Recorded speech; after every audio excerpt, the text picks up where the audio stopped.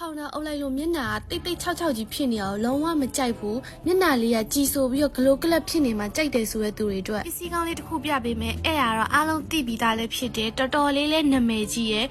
ပလဲလုံးခါလင်းရဲ့ပလဲလုံးဖောင်တာ Lazy Brand ဆိုတဲ့အတိုင်းပဲ packaging ကလည်းအရန်မိုက်တယ်ဟိုက်ဆိုဆန်ဆန်နဲ့ကိုချေမိုးနေတာလိမ့်လိုက်တာနဲ့ကြွေရုပ်လေးလိုကွာတဘာဝဆန်ဆန်လှနေစီရဲ့ဖောင်တာဘယ်မှမရဘူးဒီခါလင်းဖောင်တာမှာပဲရမယ်သူကပလဲစစ်နဲ့လှုပ်ထားတာအဲ့ဒီပလဲလုံးတစ်ခုချင်းစီကကွာမိတ်ကပ်သားမမတို့မျက်နှာပေါ်မှာရှိရဲ့အသားအရောင်အသားရည်မညီတာတွေပြီးလို့ရှိရင်ဒီချွေးပေါက်အကျယ်ကြီးကိုလည်း तू က blur smooth ဖြစ်သွားစေမျက်နှာပေါ်က dashboard တွေကစကွာ तू က medium coverage လောက်ထိကိုပေးနေတာတနေ့ကုန်ခံတဲ့အပြင်ကိုမှဘာလင်းရွေ့သွားတာတွေဘာလုံးဝမဖြစ်ဘူးဟောင်းတာအနေနဲ့လည်းသုံးလို့ရတယ်လို့သူ့ highlighter အနေနဲ့ပါသုံးလို့ရတယ်ဆိုတော့တော်တော်လေးအဆင်ပြေရကွာခါလင်းကထုတ်တဲ့ new e set နေတဲ့သူ့မှာ powder brush လေးတစ်ခုလည်းပါတယ်အဲ့တော့ကိုယ့်ရဲ့မျက်နှာကိုရွှေမုံလေးလိုလင်းပြီးတော့မှ glow club ဖြစ်နေတာမျိုးကြိုက်တယ်ဆိုလို့ရှိရင်ဒီခါလင်းကိုယူဒါမမရရလဲ review တွေပေးထားရဲ့သူအသက်ရှင်နေတဲ့ဝယ်သုံးဖြစ်မဲ့ဖောင်တာဆိုတာဒီခါလင်းကိုပြောတာပါဝယ်ပြီးလို့နောင်တရမယ့်ထဲမှာခါလင်းဖောင်တာလုံးဝမပါဘူးအဲ့တော့ make ကလေးတိုင်းကဒါလေးကတပူကိုရှိထားတင်တယ်